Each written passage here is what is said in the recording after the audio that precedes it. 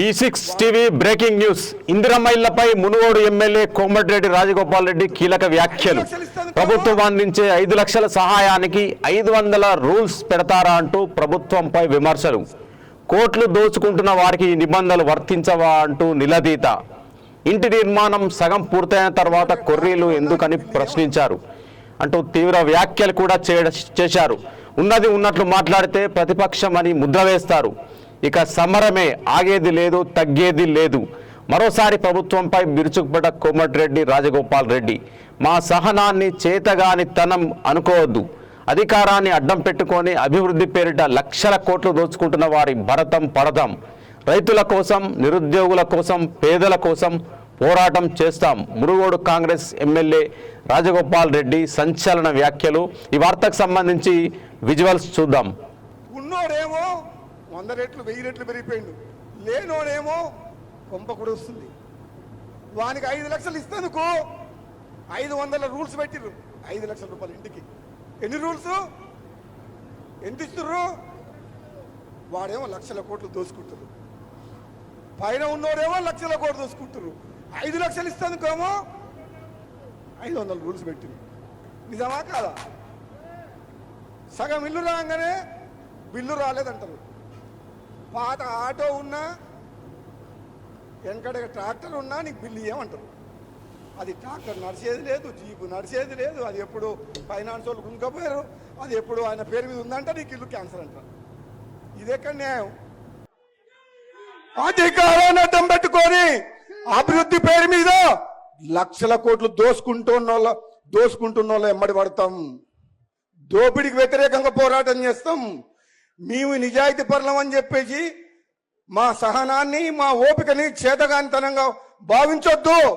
అవసరం వచ్చినప్పుడు విద్యార్థుల కోసం, నిరుద్యోగుల కోసం, యువకుల కోసం, రైతుల కోసం, పేదల కోసం, మా అక్క చెల్లెల కోసం అవినీతికి వ్యతిరేకంగా పోరాటం చేసి యుద్ధం చేస్తాం. భయపడేది లేదు. మునుగోడు ఎమ్మెల్యే మొదటి నుంచి కూడా, అంటే తెలంగాణ రాష్ట్రంలో కాంగ్రెస్ ప్రభుత్వం ఏర్పడినప్పటి నుంచి కూడా ఆయన మరి ప్రభుత్వం పైన, సీఎం రేవంత్ రెడ్డి పైన వ్యాఖ్యలు చేస్తూనే ఉన్నారు. ముఖ్యంగా రాజగోపాల్ రెడ్డి మరి మునుగోడు ఏదైతే నియోజకవర్గం ఉందో, మునుగోడు నియోజకవర్గంలో మరి గతంలో ఆయన బీజేపీలోకి వెళ్ళడం జరిగింది. బీజేపీలో ఉండి మరి ఆయన మునుగోడు ఉప ఎన్నికల్లో కూడా పోటీ చేయడం జరిగింది. కానీ అక్కడ ఓటమిని చూశారు. ఆ తర్వాత 2023 ఎన్నికల ముందు కాంగ్రెస్లో చేరాడు. అయితే కాంగ్రెస్లో చేరిన సందర్భంలో మరి రాహుల్ గాంధీ కావచ్చు, కేసీ వేణుగోపాల్ కావచ్చు, సీఎం రేవంత్ రెడ్డి కావచ్చు, అదేవిధంగా భట్టి విక్రమార్క సాక్షిగా అతనికి అంటే రాజగోపాల్ రెడ్డికి మంత్రి పదవి ఇస్తానని వాగ్దానం చేసి ఇవ్వలేదంటూ మరి ఎప్పటి నుండో ఆయన ఈ అంశాన్ని ప్రస్తావిస్తూ మరి మాట్లాడుతుండడం మనం చూసాము.